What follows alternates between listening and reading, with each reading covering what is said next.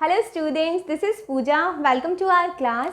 आज हम करने वाले हैं chapter 1 number system class 9th। इस वीडियो में हम आपको इंट्रोडक्शन ऑफ नंबर सिस्टम कराएंगे। स्टार्ट करते हैं हमारी फर्स्ट डेफिनेशन से, जो है natural numbers. So natural number start होते हैं 1 से। 1, 2, 3, 4 and so on. There are infinitely many natural numbers. So we can write it like 1, 2, 3, 4 so on। तो ये सारे क्या होंगे? Natural numbers. अब कोई बड़ा नंबर ले लेते हैं। मान लो हमने ले लिया 9, 8, 7, 6, 4, 3। Is this a natural number? Yes, this is also a natural number. अब कोई छोटा नंबर ले लो 3, ये भी एक नेचुरल नंबर है। तो जितना आप सोच सकते हो वो सारे ही क्या होंगे? Natural number. So there are infinitely many natural numbers. अब सेकेंड डेफिनेशन क्या होगी हमारी? Whole numbers. होल नंबर्स क्या होते हैं? देखो, अगर नेचुरल नंबर्स के सेट में सिर्फ एक ज़ीरो ऐड कर दो तो वो बन जाएगा होल नंबर का सेट। ओके, तो क्या करेंगे हम? अगर ये नेचुरल नंबर के सेट में सिर्फ एक ज़ीरो लगा दें, आगे लिख देते हैं 0, 1, 2, 3, 4 एंड सो ऑन। तो ये किसका सेट बन गया? हमारा होल नंबर का।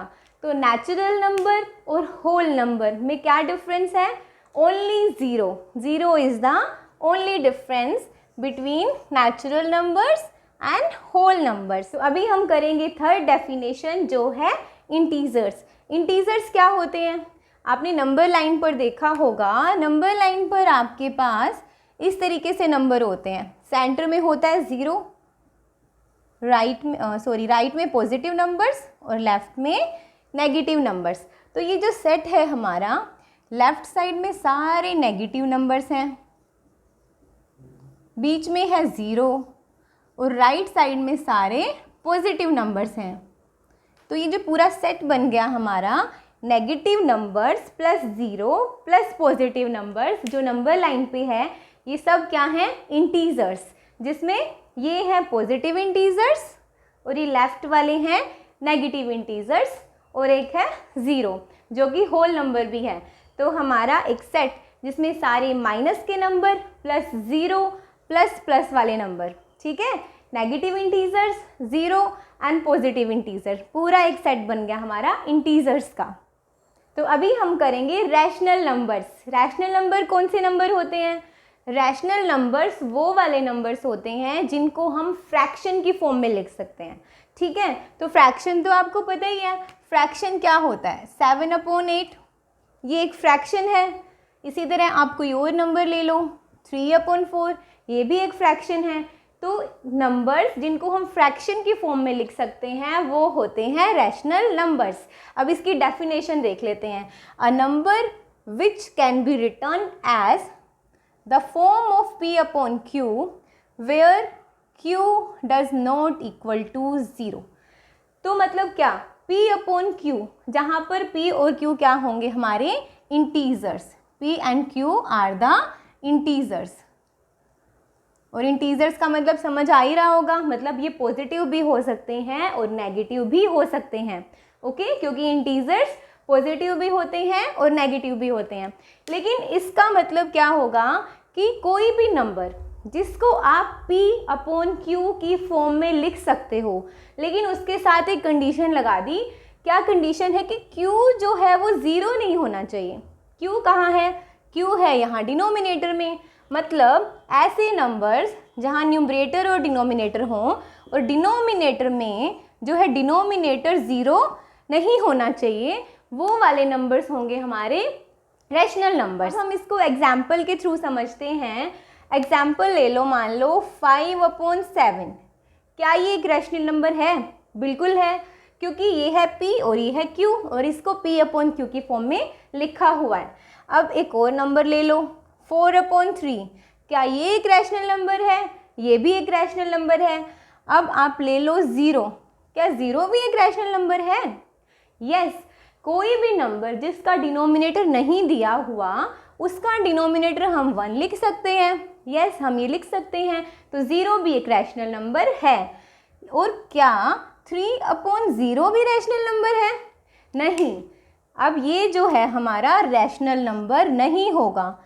क्यों नहीं होगा? क्योंकि यहाँ पर जो डिनोमिनेटर है, ये जो q दिया हुआ है, ये 0 दिया हुआ है। बट हमारी तो शर्त क्या थी कि q 0 नहीं होना चाहिए, है ना। तो रैशनल नंबर में आपको एक ही चीज़ का ध्यान रखना है, एक तो कि वो फ्रैक्शन में होना चाहिए, नंबर 1। दूसरी चीज़ जो इम्पोर्टेंट है वो ये है कि उसका q 0 ना हो, उसका डिनोमिनेटर 0 नहीं हो। ठीक है, तो I hope you got about rational numbers. So अभी आगे करते हैं हम इरेशनल नंबर्स। तो इरेशनल नंबर कौन से होंगे? इजी लैंग्वेज में जो नंबर रैशनल नहीं होंगे वो सारे नंबर इरेशनल हो जाएंगे। अब रैशनल नंबर कौन से थे? जिनको हम p अपॉन q की फॉर्म में लिख सकते हैं, जहाँ q does not equal to 0 हो। अब इरेशनल नंबर कौन से होंगे? जिनको हम p अपॉन q की फॉर्म में नहीं लिख सकते। We can not write them in the form of p upon q, okay, where q does not equal to 0। तो जिन नंबर्स को हम फ्रैक्शन में नहीं लिख सकते वो सारे नंबर्स क्या हो जाएंगे? इरेशनल। अब इसके एग्जाम्पल्स के लिए आप ले सकते हो √2, √3, √5, √10। तो ये सारे नंबर जो रूट में आ रहे हैं आपके पास, ये होंगे इरेशनल नंबर। और आप कुछ और भी एग्जाम्पल्स ले सकते हो, जैसे कि पाई एक बहुत ही इंपॉर्टेंट एग्जाम्पल है इरेशनल नंबर का।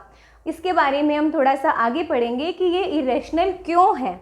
आप कुछ और तरह के भी नंबर ले सकते हो, जैसे कि 0.10, 110, 1110, 11110।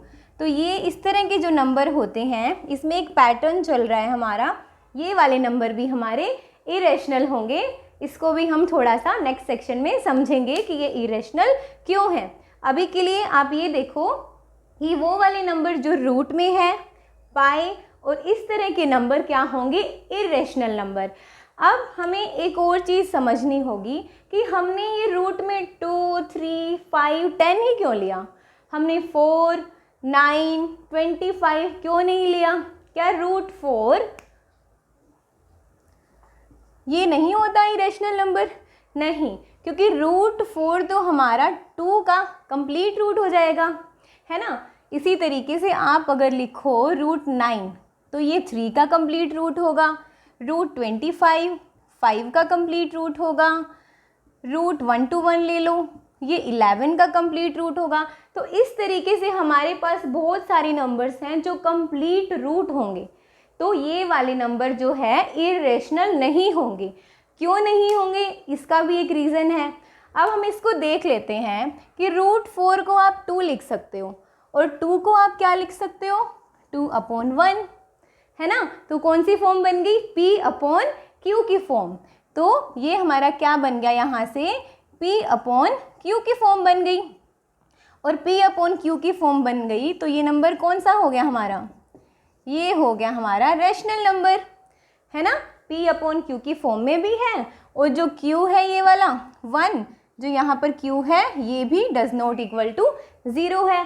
तो ये 2 तो हमारा रैशनल नंबर है। ऐसे ही 3 को 3/1 लिख देंगे, 5 को 5/1, 11 को 11/1। तो ये सारे नंबर्स जो कंप्लीट रूट हैं ये सारे ही रैशनल नंबर बन जाएंगे। तो इसीलिए वो नंबर्स जो कंप्लीट रूट नहीं होते किसी नंबर का, वो होंगे हमारे इरेशनल नंबर। तो अभी हम करेंगे एक और तरह के नंबर्स जो हैं रियल नंबर्स। अब रियल नंबर्स क्या होते हैं? Rational number plus irrational number, सारा ही सेट जो है ये हो गया रियल नंबर का सेट। इसको हम लिख देते हैं rational number plus irrational number. ये जो सेट है हमारा ये हो जाएगा रियल नंबर का सेट। अब रैशनल नंबर्स में तो सारे ही नंबर आ गए।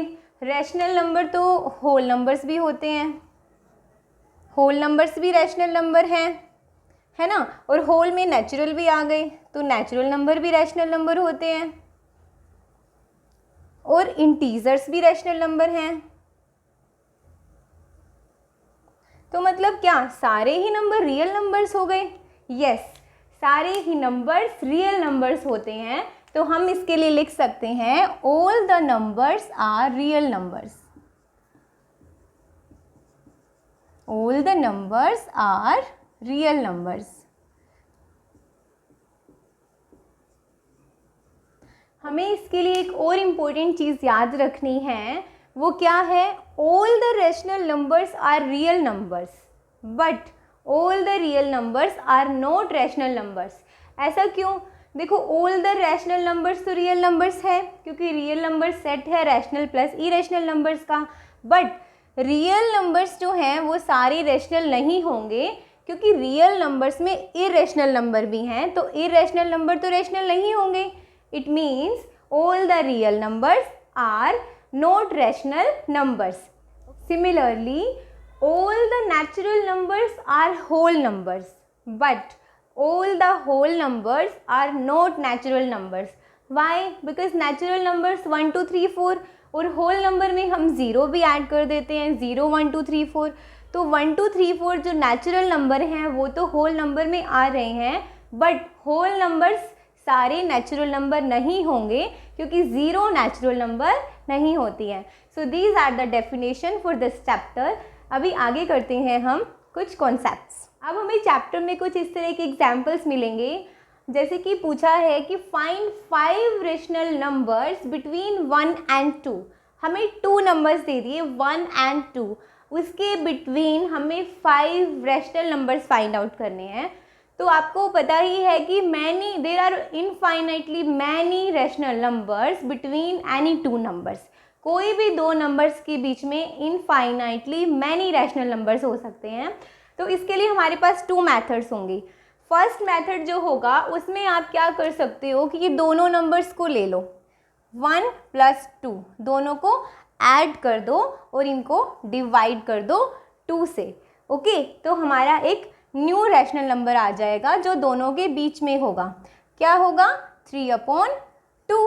ओके, तो इस तरीके से आप 1 रैशनल नंबर निकाल लो इन बिटवीन वाला, फिर 1 को और 3/2 को ऐड कर दो, डिवाइड कर दो 2 से, है ना, तो एक और नया रैशनल नंबर आपके पास आ जाएगा। तो इस प्रोसेस को आप फॉलो करते हुए कितने भी रैशनल नंबर्स फाइंड आउट कर सकते हो। तो इस प्रोसेस के लिए हम क्या बोलेंगे?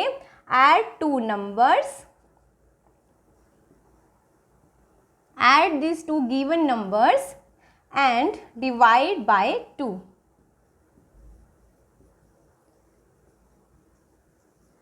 ओके, तो इन दोनों को ऐड किया और 2 से डिवाइड कर दिया। एक तो ये वाला मेथड है। एक और मेथड हमारे पास है जो ज़्यादा इजी लगता है बच्चों को।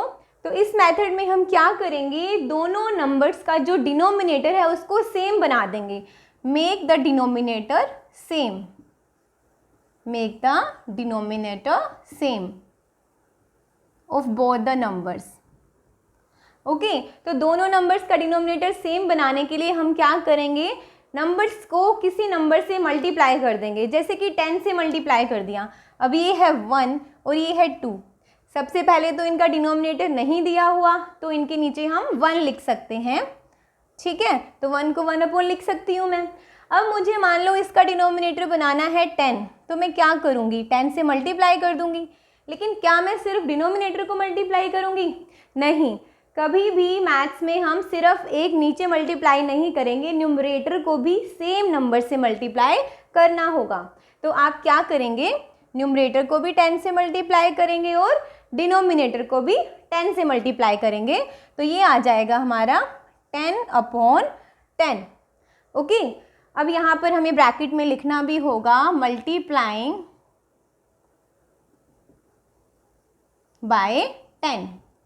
ठीक है, अब इसका भी डिनोमिनेटर मुझे 10 ही बनाना है, क्योंकि दोनों का डिनोमिनेटर मुझे सेम बनाना होगा। तो यहाँ पर भी आप डिनोमिनेटर को मल्टीप्लाई करोगे, साथ में ही न्यूमरेटर को भी सेम नंबर से मल्टीप्लाई करोगे। तो ये बन गया हमारा 20/10। ठीक है, तो अब क्या करें? अब देखो 1 को मैंने बना दिया 10/10, 2 को बना दिया 20/10। अब इसके हमारा 1 और 2 अब ये बन गया। अब इसके बीच में बहुत सारे रैशनल नंबर्स हैं, उनको लिख दो। अब देखो ये है 10/10 और यहाँ पर है हमारा 20/10। इनके बीच वाले नंबर्स हमने लिखने हैं जो कि रैशनल नंबर्स हैं। वो होंगे 10 से आगे क्या आता है? 11/10, 12/10, 13/10, 14/10, 15/10। तो ये तो हो गए हमारे 5 रैशनल नंबर्स, कहाँ कहाँ के, 1 और 2 के बिटवीन वाले, जिसको हमने 1 को हमने 10 से मल्टीप्लाई किया, न्यूमरेटर एंड डिनोमिनेटर को, same we have done with 2, तो हमें 5 रैशनल नंबर्स मिल गए। ऐसे ही कई बार हमसे 6 पूछ लेते हैं, 6 रैशनल नंबर निकालो या 8 रैशनल नंबर निकालो, तो उसके अकॉर्डिंगली हमें उतने ही बड़े नंबर से इसको मल्टीप्लाई करना है और डिनोमिनेटर को सेम बना देना है। ठीक है, so I hope this question is clear. आगे बढ़ते हैं नेक्स्ट एग्जाम्पल की ओर। सो अभी हमारे पास एक नया टॉपिक है जो है locate irrational numbers on the number line. मतलब हमें इरेशनल नंबर्स को नंबर लाइन पर लोकेट करना है। देखो अभी तक हमारे पास आता था कि 2 को नंबर लाइन पर लोकेट करो, -3 को करो, कोई भी पॉजिटिव नंबर, नेगेटिव नंबर जिसको हमें नंबर लाइन पर लोकेट करना होता था तो हम उसमें इजीली लोकेट कर सकते थे। हमें पता है कि नंबर लाइन पर राइट साइड में पॉजिटिव नंबर्स होते हैं और लेफ़्ट साइड में नेगेटिव नंबर्स होते हैं, तो किसी भी नंबर को आप यहाँ पर प्लॉट कर सकते हो। लेकिन अभी हमें इरेशनल नंबर को नंबर लाइन पर लोकेट करना है। इरेशनल नंबर कौन से हैं? जैसे कि √2, √3, √5, इस तरह के नंबर्स ज़्यादा आते हैं। और हमारे पास एक और नंबर भी आएगा आपके चैप्टर में, वो होगा √9.3। तो ये हमारे एक्सरसाइज में आएंगे, तो ये हम बाद में करते हैं।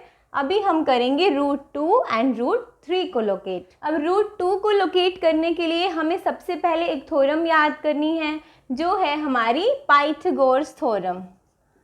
सो पाइथागोरस थ्योरम में होता क्या था हमारे पास, let me write it first. Pythagoras theorem में हमारे पास सबसे पहले एक बेस होता है, दिस इज बेस, जिसको हम बी भी बोल सकते हैं। एक होता है परपेंडिकुलर, तो perpendicular means angle is 90 degree, ये होता है परपेंडिकुलर, जिसको हम पी भी बोलते हैं। और जब हम इस परपेंडिकुलर से इस बेस को ज्वाइन करते हैं इस तरह से पॉइंट लगा के, स्लैंटिंग लाइन, तो ये जो स्लैंटिंग लाइन होती है ये होती है हमारी हाइपोटेन्यूस, सॉरी हाइपोटेन्यूस। ओके, तो हाइपोटेन्यूस, परपेंडिकुलर, बेस, इन तीनों चीज़ों को यूज़ करके, साइड्स को यूज़ करके हमारा एक फॉर्मूला बनता है जो पाइथागोरस थ्योरम है, that is hypotenuse square is equal to perpendicular square plus base square. Okay, तो हाइपोटेन्यूस जो स्क्वायर है, स्क्वायर उधर जाकर स्क्वायर रूट बन जाएगा, सो ये हो जाएगा ऐसे। ठीक है, h is equal to √p² plus b²। अब इसी को यूज़ करके हम फाइंड आउट करेंगे √2, √3 and all the irrational numbers on the number line, जहाँ पर जो ये हैं हमारे नंबर्स, ये होंगे हमारा हाइपोटेन्यूस। तो स्टार्ट करते हैं, √2 को कैसे लोकेट करेंगे। तो √2 को लोकेट करने के लिए सबसे पहले तो देखो, क्या मैं √2 को ऐसे लिख सकती हूँ, √1 + 1, यस, और ये √2 हमारा क्या होगा, हाइपोटेन्यूस। ठीक है, अब हाइपोटेन्यूस इज इक्वल टू क्या था, base square plus perpendicular square. तो क्या मैं इस 1 को 1 का स्क्वायर लिख सकती हूँ? बिल्कुल लिख सकती हूँ, क्योंकि 1 का स्क्वायर भी क्या होता है, 1 ही होता है, प्लस इस 1 को भी 1 का स्क्वायर लिख देती हूँ। ठीक है, तो ये देखो आप ध्यान से क्या बन गया, हमारी थ्योरम क्या थी, hypotenuse is equal to perpendicular square plus b², है ना। तो इन दोनों को अगर आप कंपेयर करेंगे तो आपको मिलेगा p is equal to 1 and b is equal to 1, और हाइपोटेन्यूस तो हमारा √2 है ही। ठीक है, तो हम अब इसको लोकेट करेंगे नंबर लाइन पर। सबसे पहले हम एक नंबर लाइन बनाएंगे। तो अब इस नंबर लाइन पर हमें क्या बनाना है, एक राइट एंगल ट्राइंगल बनानी है, राइट एंगल ट्राइंगल। ठीक है, और राइट एंगल ट्राइंगल में होता क्या है, एक राइट एंगल होता है, मतलब एक एंगल होता है जो 90 डिग्री होता है, और एक हाइपोटेन्यूस होता है, एक बेस होता है और एक परपेंडिकुलर होता है जिसको हम 90 डिग्री एंगल बोलते हैं। और हमारे पास इन तीनों की वैल्यू भी दी हुई है। बेस है हमारा 1, परपेंडिकुलर भी 1 है और हाइपोटेन्यूस है √2 जिसे हमने ढूंढना है। तो सबसे पहले आप ले लो बेस।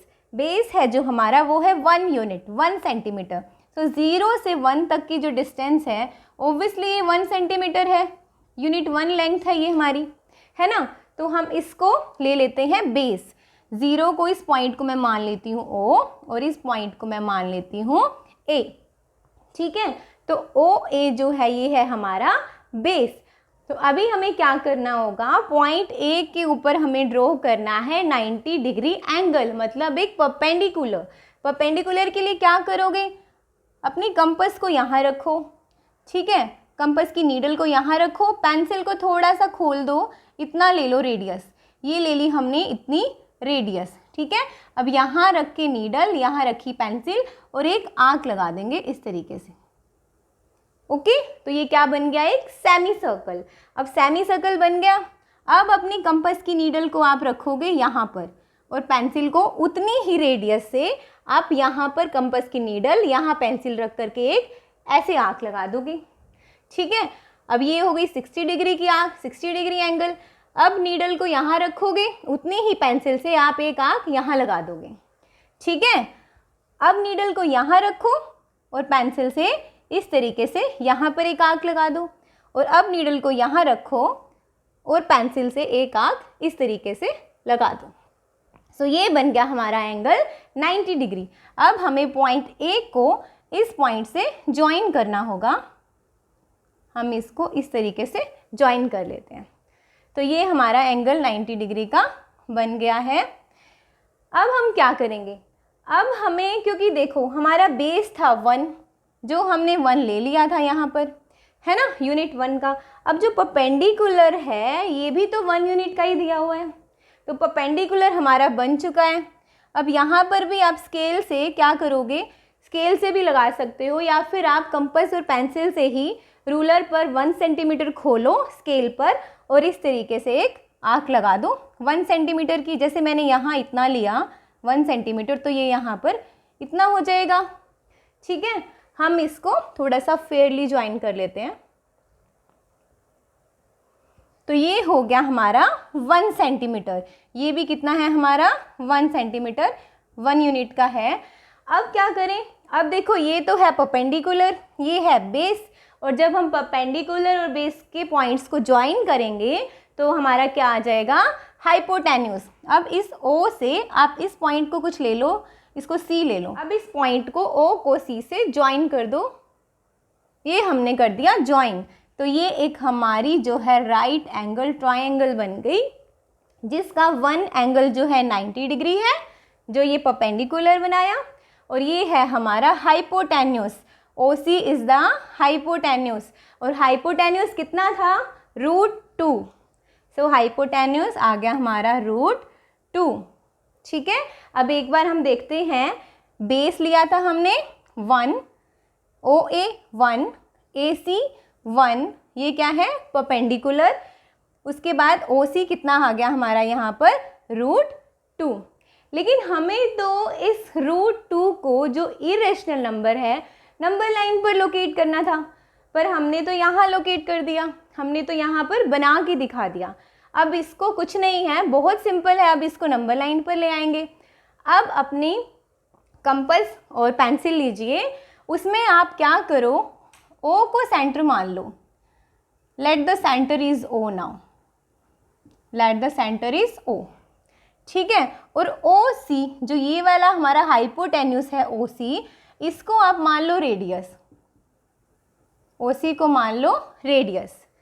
अब क्या करो, O के ऊपर रखो अपनी कंपास की नीडल, यहाँ पर रखो नीडल और इसको इतना ओपन कर लो OC जितना, और इस तरीके से एक आर्क लगा दो, ठीक है। क्या किया, OC को हमने रेडियस ले लिया, ये है रेडियस, यहाँ रखी कंपास की नीडल, यहाँ होगी हमारी पेंसिल, और हमने इतना ओपन करके यहाँ से एक आर्क लगा दी।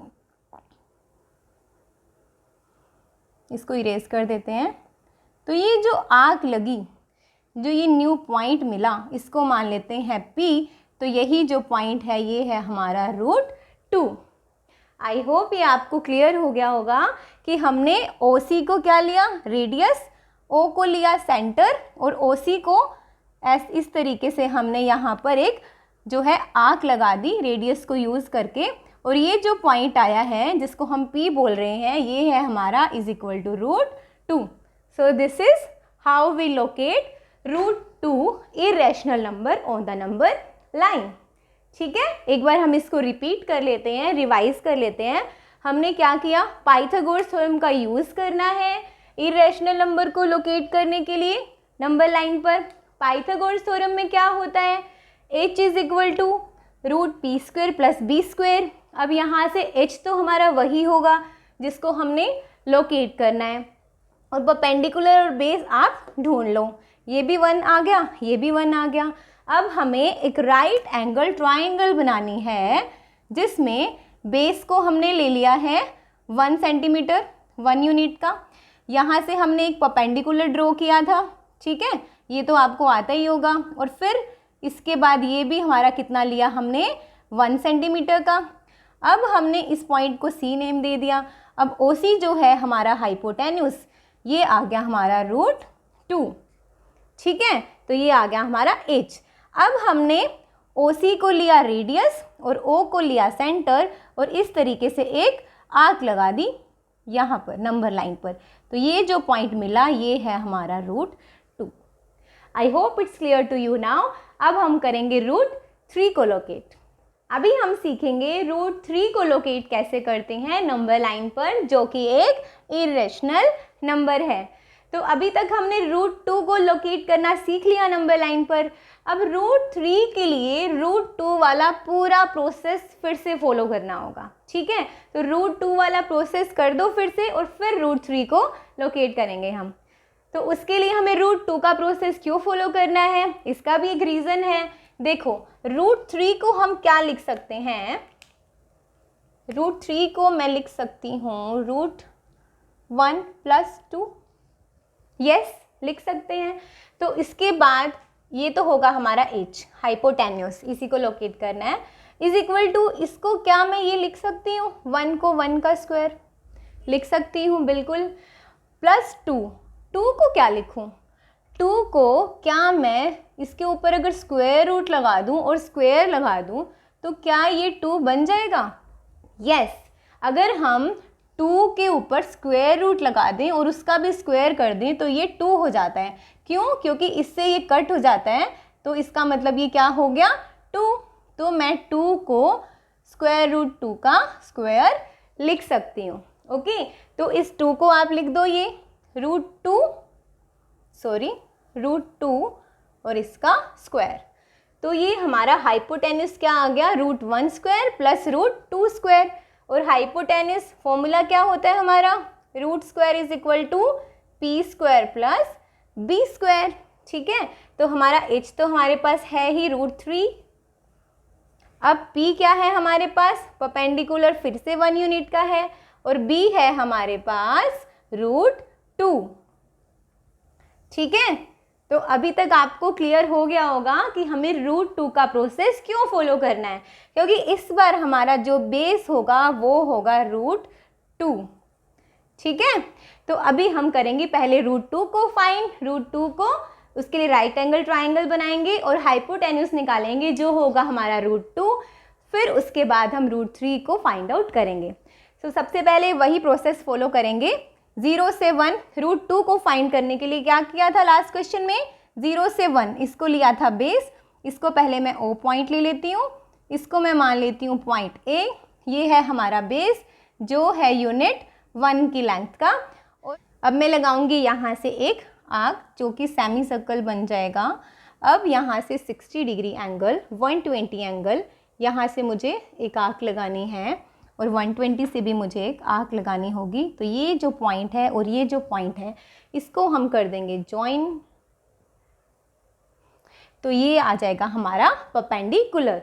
अब इस परपेंडिकुलर की लेंथ कितनी दी हुई है हमें, देखो यहाँ पर 1, ये भी 1 यूनिट का है, तो इसको भी मैं, ये 1 यूनिट है, कंपास को 1 यूनिट का ओपन करूँगी और यहाँ से एक कट लगा दूँगी, तो ये लेंथ कितनी आ गई हमारी 1। ठीक है, अब क्या करें, अब ये इस पॉइंट को मान लेते हैं C और OC को हम कर देंगे ज्वाइन। ओके, सो ये है हमारा बन गया राइट एंगल ट्रायंगल, जिसके अंदर ये एंगल जो है ये हमारा 90 डिग्री का है। ये है हमारा हाइपोटेन्यूस जो आ गया √2।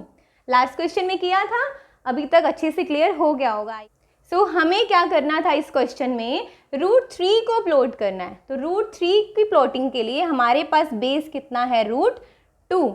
ये तो हमने पूरा √2 का क्वेश्चन कर दिया एज इट इज़। अब हमारे पास जो √3 का क्वेश्चन करना था उसका बेस हमें मिल गया, वो है ये वाला। Let me erase this first. तो अभी हमें इसको बेस लेना होगा। OC हमारा क्या होगा, बेस, जो कि √2 है। सो OC √2 है, जो ये है हमारा अब बेस। ठीक है, तो ये होगा बेस। बेस हमें मिल गया। अब बेस पर हम क्या करते हैं, परपेंडिकुलर ड्रॉ करते हैं। तो अब यहाँ से हमें एक परपेंडिकुलर ड्रॉ ऐसे करना होगा।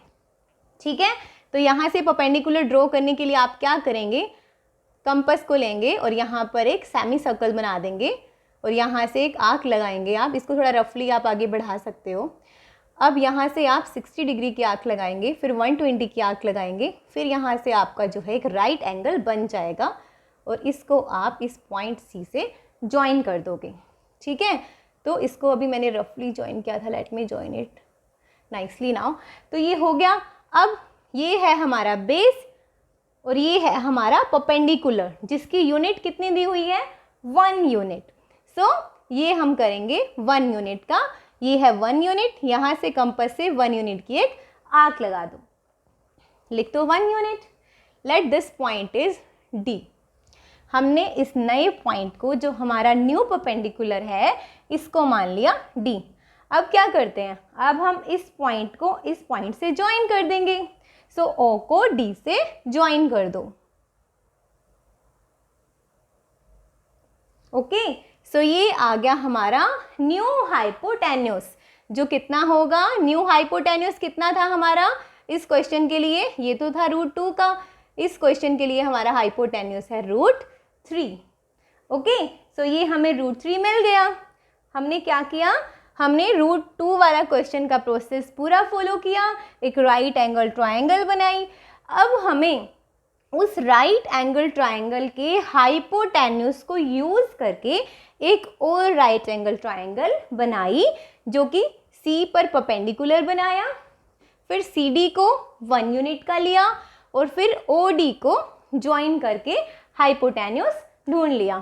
अब पहले वाले क्वेश्चन की तरह, जैसे हमने OC को √2 को कैसे लोकेट किया था, इसको सेंटर माना था O को और OC को रेडियस, और इस तरीके से हमने यहाँ पर √2 को ढूंढ लिया था नंबर लाइन पर। अब ऐसे ही इस बार OD को रेडियस ले लो। ठीक है, तो this time late O is the centre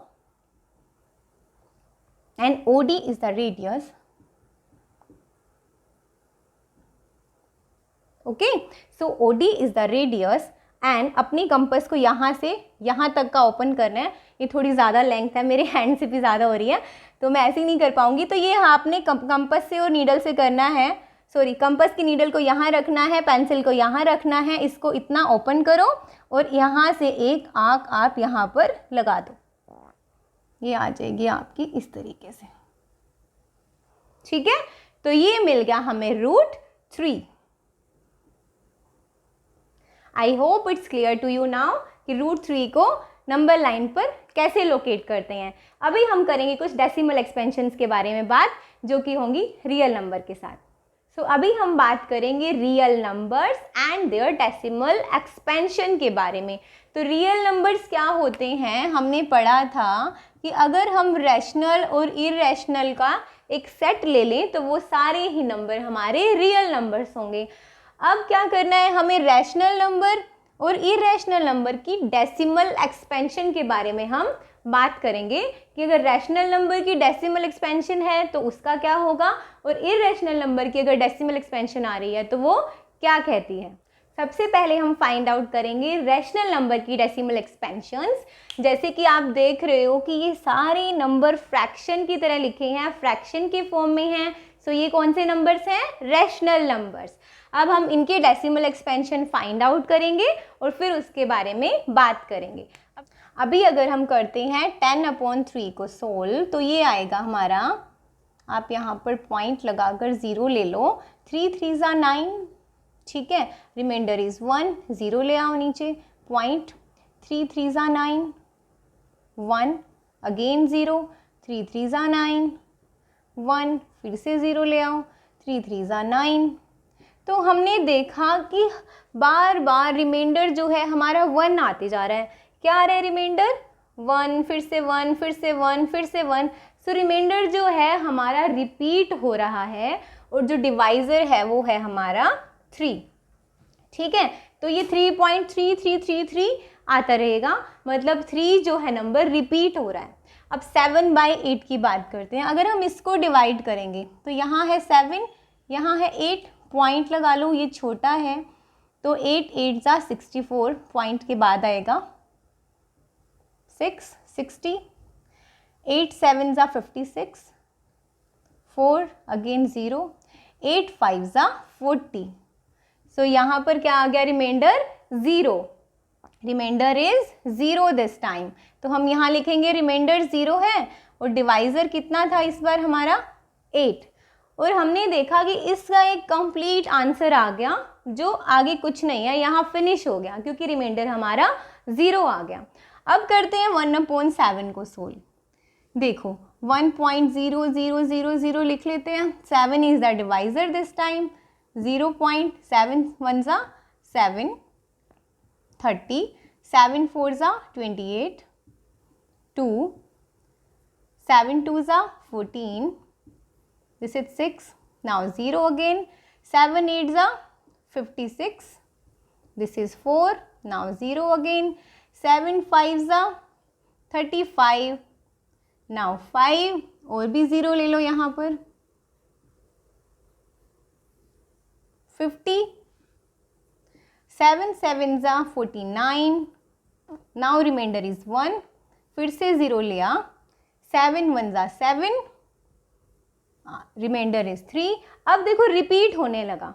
reminder क्या क्या है यहाँ पर? पहले रिमाइंडर देखते हैं हम। देखो रिमाइंडर हमारे पास आया, पहले आया 3, फिर आया 2, फिर आया 6, फिर 4 आया, फिर 5, फिर 1, सॉरी 5 के बाद आया 1, 1 के बाद आया 3। तो देखो 3 2 6 4 5 1, अब फिर से 3, अब फिर से ये आएगा 2 6 एंड 4। सो रिमाइंडर्स जो हैं वो हो रहे हैं रिपीट।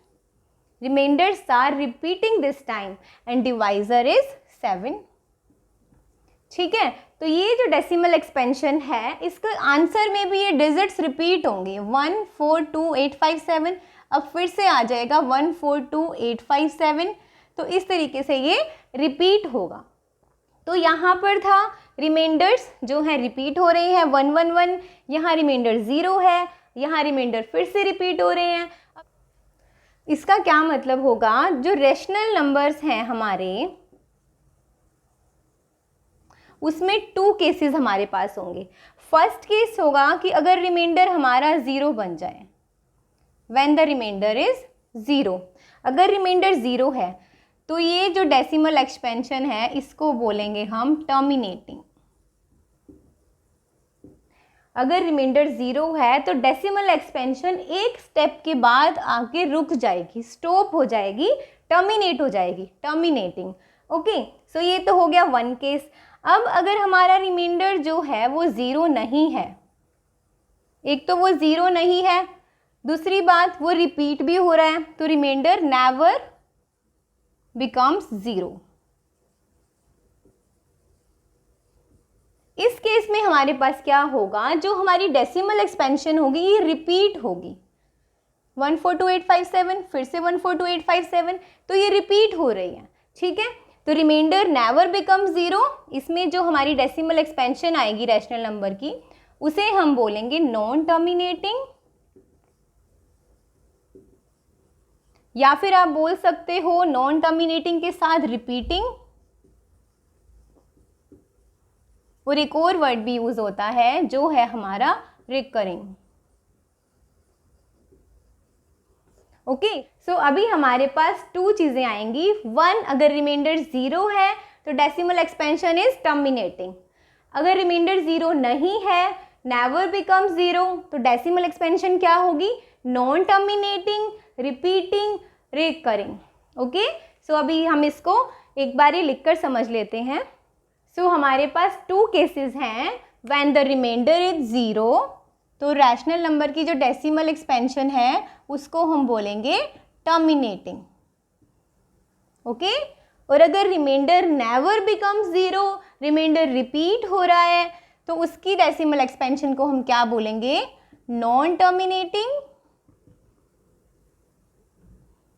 रिपीटिंग, और वी कैन से रिकरिंग।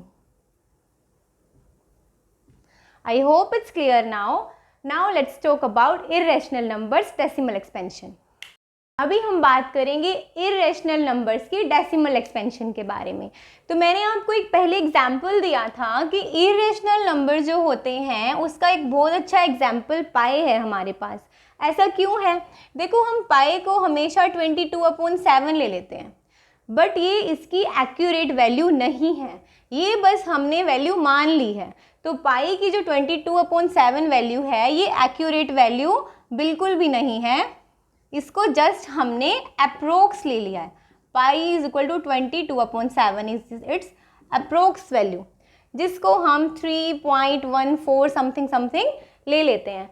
तो इसकी ये वैल्यू है जो ये एक्यूरेट नहीं है। तो इसका मतलब क्या? मतलब ये कि ये जो है ये हमारी, जब हम पाई को सोल्व करेंगे 22/7 को, तो इसका जो आंसर आएगा ये होगा हमारा नॉन टर्मिनेटिंग। इसकी डेसिमल एक्सपेंशन जो होगी वो नॉन टर्मिनेटिंग होगी, प्लस वन मोर थिंग, ये नॉन रिपीटिंग भी होगी। नॉन रिपीटिंग, नॉन टर्मिनेटिंग, या फिर आप इसको नॉन रिकरिंग भी बोल सकते हो।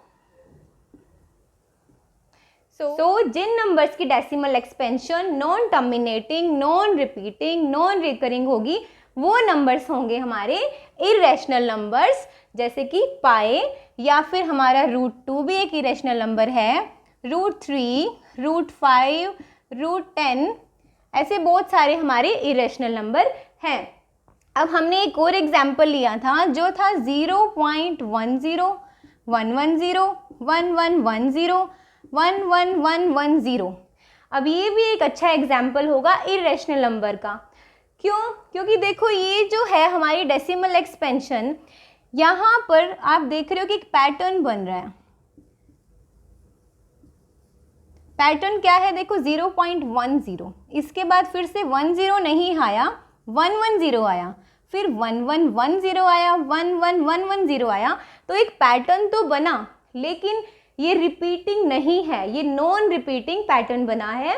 इसीलिए ये वाली डेसिमल एक्सपेंशन जो है ये नॉन टर्मिनेटिंग है, नॉन रिपीटिंग है, नॉन रिकरिंग है। तो ये सारी डेसिमल एक्सपेंशन जो है हमारी इरेशनल नंबर्स की डेसिमल एक्सपेंशन है। I hope it's clear to you now. इस वीडियो में इतना ही। नेक्स्ट पार्ट में हम लेकर आएंगे इंट्रोडक्शन टू नंबर सिस्टम, जो थोड़ा सा एक्सरसाइज बची हैं उसके कॉन्सेप्ट्स। अपकमिंग वीडियोस के लिए चैनल को सब्सक्राइब ज़रूर करें और बेल आइकन को भी प्रेस कर दें, जिससे कि आपको वीडियोस मिलती रहें। Thank you for watching. Till then keep learning, keep exploring.